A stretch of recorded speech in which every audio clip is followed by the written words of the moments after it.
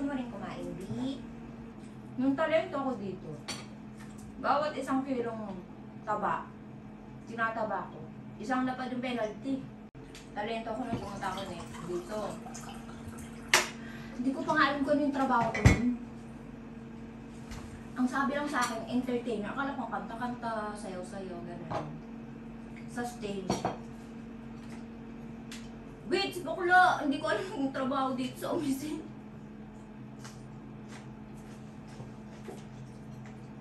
Siyempre, na-ibiyar ng lola mo sa mga nakausap ko sa Pinas. Hindi ko alam na kailangan ko makapag-date sa mga Hapon, makipag-dohan ba? Yung dohan date. Wait. Yung talento nga. Hindi ko alam kung may trabaho ko dito, Doy.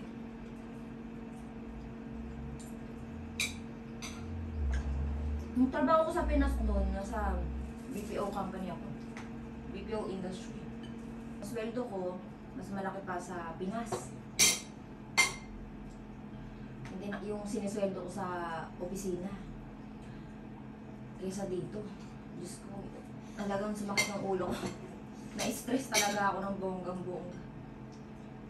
Tapos nung time na nalaman ko kung ano na yung trabaho ko, kasi first day ko sa trabaho ko, nagulat ako kung anong kala ko, paupo-upo lang na pakanta-kanta lang. Ay, si Inday, kakanta, sasayaw, tapos makipag-usap ka sa kukunin mo yung hapon, yung loob niya, ganyan, tapos aayain mo makipag-date. Ikaw mismo mag-aaya, hindi sila mag-aaya. Pero may iba namang mga hapon na ayain ka talaga na mag-date. Kahit kayo sa labas, ganyan. Kasi hindi ko pa alam hindi pa ako marunong magsalita nun. Siyempre mga 3 buwan bago ako matuto. Hindi naman lahat, yung mga basic. Sinaga ako mag-aral ng Nihongo nun kasi sobrang na-trauma ko. Hindi na ako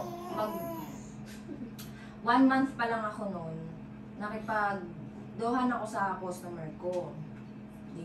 Kain kami sa labas, ganyan. After nun, nag-drive siya papuntang hotel. Si bakla, talagang windang talaga ng bonggang-bongga na panihonggo talaga ako ng galit na galit ako sa kanya. Siyempre, wala akong kaalam-alam ng salita nila ng sobra kung paano tumawag ng police, ganyan. Ang tinawagan ko yung manager ko. Galit na galit ako. Marunong mag-Tagalog yung manager ko kahit hapon. Galit na galit talaga ako. Sabi ko, hindi niyo sinabi sa akin kung ano ng trabaho ko dito, bakit dinadala ako sa Kailangan bang galin ako sa hotel, ganyan. Syempre, galit na galit yung manager ko dun sa customer, ganyan. Kasi kinausap niya. Siya kala ko maririp ako nung wala sa oras. Nakakaloka. Yun, na-trauma ako nun. Kaya, 3 buwan pa lang, marunong na ako magsalita pero hindi ako fluent. Kung ano lang mga basic, kung kailangan ko makapag-away, ganun yung mga salitang away. Diba? Masagot siya eh.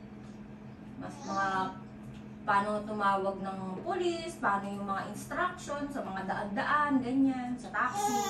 Inaral ko talaga yan.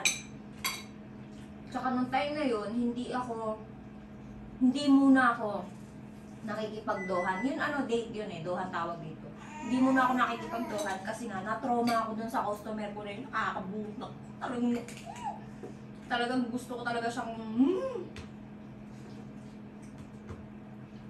Buti na lang, naka-GPS ako. Lahat ng hawak na manager ko. Naka-GPS kami. Ewan ko lang sa iba, pero ako GPS na kasi sunga-sunga nga ako dito.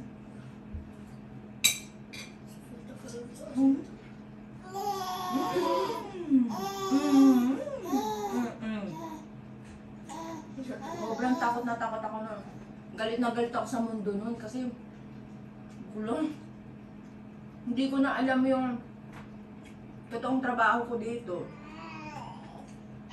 Hindi sinabi sa akin lahat. Mas malaki pa yung sweldo ko nung nasa opisina ako sa Pinas. Iniwan ko pa yung anak ko para lang sa maliit na sweldo dito. Gusto ko mag-run away nung time na yun.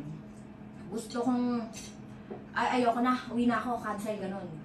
Sinabi ko talaga sa manager ko, hindi ko kaya yung trabaho. Ang sabi niya sa akin, hindi naman siya galit. Binayaran niya kasi yung nag-ayos or naging manager ko nun sa Pinas.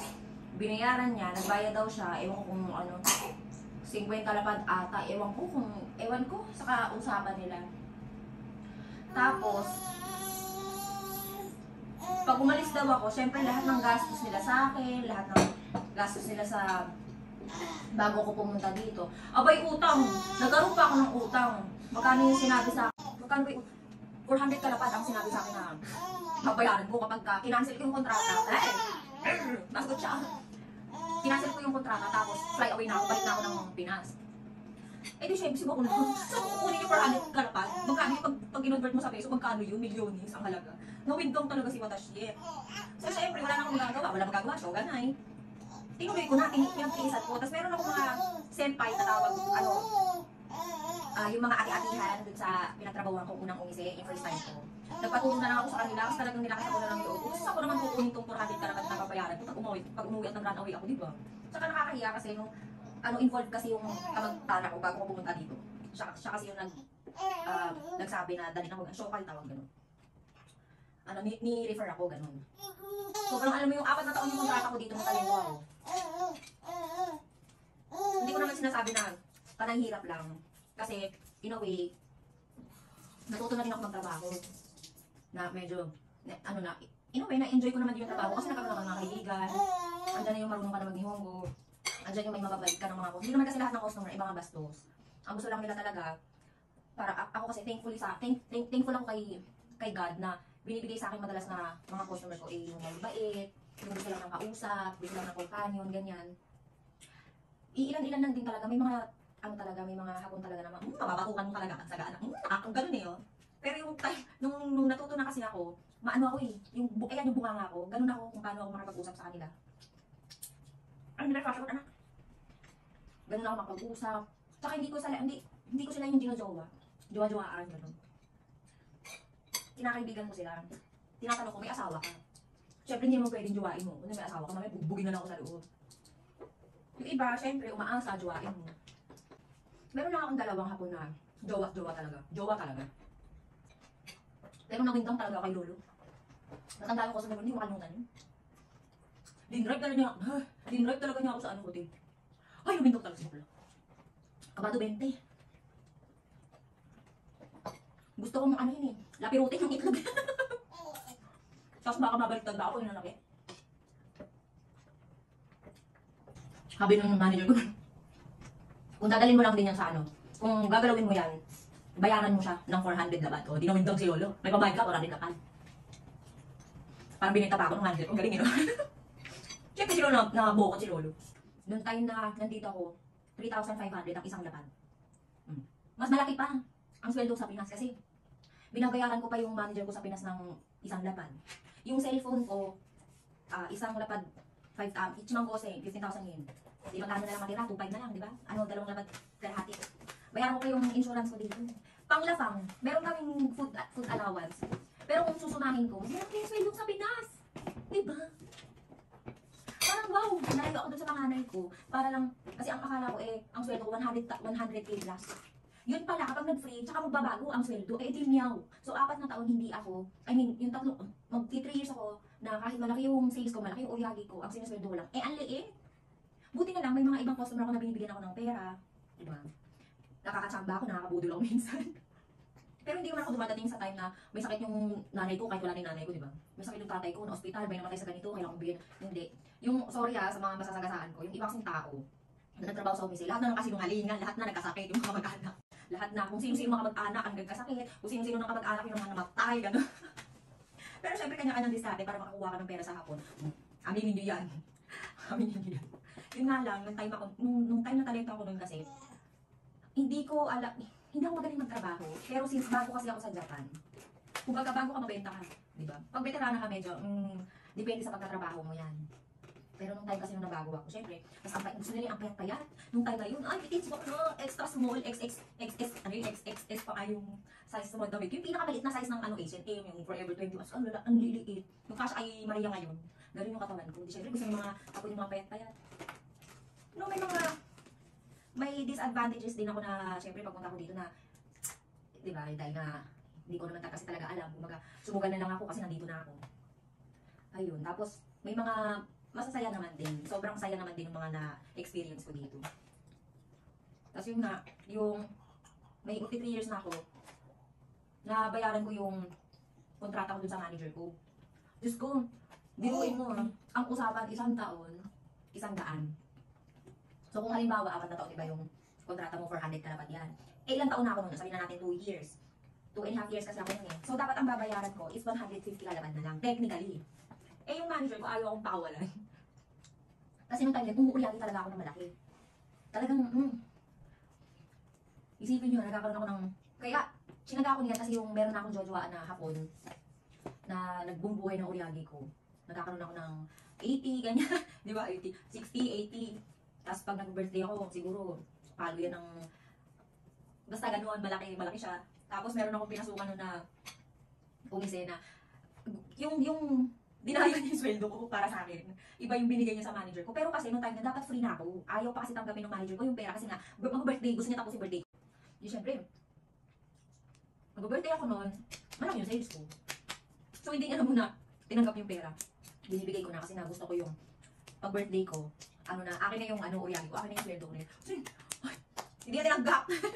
Sabi niya, sa March ka mag-free, hindi sa February. Kasi January parang binibigay ko na yung pera. Actually, December pa lang. Nasa akin na yung pera. Tapos tinanong ko na kung, paano ba kung bayaran ko na lang yung remaining na kontrata ko kasi gusto ko na mag-free. O, diba? Di binigay na sa akin ni Papa, no? Parang pa-Christmas na nga sa akin. Pero may usapan kasi na ngayon nga, makikipag-date ako sa kanya every day, Thursday and Sunday. Yun nga lang. Siyempre, ang dami ng ganap sa buhay ko. Although yun, nakikipag-date ako sa kanya nung time na yun, pero hindi ko na siya na, hindi kami tumagal. Hanggang sa sinisingil ako nun ni Papa. Akalokat si Papa. Kasi nga, wala siyang napala sa akin. Alam mo yung binigyan niya ako ng pera, ginasusan niya ako. Wala siyang napala sa akin. Mahilig siyang pumunta sa ano yun. Diba kung saan kwento na yung mga nakikikwento ko. So yun na nga. So yun, hindi niya tinanggap yung, si manager, hindi niya tinanggap yung pera ko. Tinapos niya talaga yung birthday ko. bago niya tinanggap yung pera ko. Pero nung nag-free naman ako, kumbaga, in-enjoy ko na yung trabaho ko sa umise kasi yung malaki na yung sweldo ko. Diba? Discarding malala lang talaga. Yun nga lang, yung ibang natatrabaho sa umise, grabe kong magtrabaho, grabe mong bola. Sorry, isa masasagasaan ha. Grabe yung, may panluloko style ba? Yun kasi ang hindi ko, yung sa ano ba, hindi ko magawa siya na, yung magawa. Maaarte lang ako na ay, masakit yung katawan ko, hindi ako pwede hindi ako pwede mag-day off kasi papagalitan ako ng manager ko, although free na ako niyan. Kaya kailangan, gusto talaga mag-free, magpahinga, ganyan, kahit 1 linggo lang. Minsan may magbibigay sa akin, sige, bibigyan na kita ng pera pang 1 linggo mo, budget mo, bayaran mo yung manager mo. Kasi dito pag nag-off ka, hindi ka basta-basta pwedeng umabsent, mag-yasing niya tawag, absent yan, mag-off ka sa trabaho kasi nga, talento ka pa, lalo na pag yan, talento ka pa, malabo, babayaran mo yung manager mo, babayaran mo yung araw mo. Tapos, syempre, meron sila sa isang buwan na 2 beses ka lang pwede mag-off. Kapag sumobra, babayaran mo. Kasi meron silang, kimate yung tawag, meron silang fixed na sweldo na kailangan nilang makuha from your salary. So, nung time na may jowa akong hapon na, siya na yung nagbabayad. Tapos talento pa ako nun, siya na yung nagbabayad ng penalty ko. Para lang makapagpahinga ako. Kasi, isipin mo sa isang 1-2 days lang ang iasami ko. Tapos baklo, ang sweldo nung lapod. Although kapag umiinom ka naman ng alak, na re-request ka, ganyan, nadudukan ka na, nadidate ka na, lalabas ka, ganyan, kuryagi mo, lumalaki. So, nagkakaroon lang ako ng dagdag na sweldo sa mga inumin ko. Pero yung sweldo ko mismo sa umise, yung everyday na pasok ko, wala. Ano lang talaga, fix lang talaga ng ibang lapad. Meron silang bracket na parang every month meron kang dapat sales na renta lapad para makakuha ng 25 kalapad ata yung manager mo. So, sa akin nun 5 lapad. Wala pa akong wala pa akong bonus nun. Pero kapag ka nag 40-50 lapad yung sales ko, meron akong 1 lapad, 2 lapad na bonus. So, di ba? Okay na din. Libre naman yung bahay. Ilaw, tubig. Yung mga magagastos na dito. Hay. So, yun ang kwento, di ba? Marami pa, nakakaloka yung first time kong pumasok sa unang umising ko noon, ang dami kong senpai na mababait. May ano na kasi sila, may mga edad. Mga 35 plus na sila, 30, 35 plus. Meron akong nag-iisa doon na ano eh, winarla ko, inaway ko, nakaaway ko siya. Kasi ba naman inutusan niya ako nang hindi ko trabaho. Tapos tinanong ko sa manager ko, bakit kailangan ko maglinis ng banyo? Bakit kailangan ko gawin to? Bakit kailangan gawin ko? Totoo ba to? Kailangan ko bang gawin to? Sabi niya, hindi mo kailangan gawin yan. Ganito, ganito. Kung ang nagpapagawa sa'yo ay yung satcho doon sa umisi, gawin mo. Pero yung mga kasama mo, bakit ka utusan? Ganyan. Eh, sa kanya na lang galing. O, di meow. Nakapag-away ako. Subukan na mainitin ang ulo. Ano yung mga hapon, nabibigay sa'yo ng mga pagkain, pagpupunta sila. Tapos, pag magduduhan kayo, lalabas kayo. Kung saan ka dadaling ka, kung saan ka dinadalang restaurant, yan, mga mahalin. Nililigaluhan ka ng mahalin bag, mga aircon. Never, isang beses ako bumili ng sarili kong branded na bag, yung Louis Vuitton. Pero yung mga LV, Chanel, yan yung mga Gucci na yan, mga palahas. Bigay yun sa akin pag nag-birthday ako. Sa awa ng Diyos, akin nabenta ko. Kasi nalagog ako sa utang. Nabenta ko yun. Ang iisa lang talaga yung LV ko na hindi ko binenta kasi bigay ng asawa ko.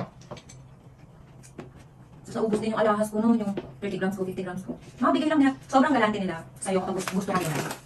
Bibigay talaga nila yung gusto mo, kung ano yung mga kailangan mo, ganyan. Minsan, yung mga grocery sa bahay, bibigay nila sa'yo lang. Sasama ka nila sa groceryhan, sa Donkey, sa Costco, yung grocery kayo, shopping kayo, siya yung magbabayad. Pero nung naging asawa ko na to, medyo lalo na ako makipag-date masyado. Yung labas-labas kasama nung mga hapon, ganyan. Yung nilalabas ko na lang na, sinasamahan ko na lang ng mga hapon ng mga kakilala niya, yung alam niyang, yung matagal na sa akin, yung nakita niya na. Pero yung mga bago medyo alilid. So ayun, next time tayo ulit magkwentuhan. Diba? Kumakain ng barbecue habang nagdal-dal-dal. Dito lang ako nabusog, nakakailang barbecue na. So until next time, ciao!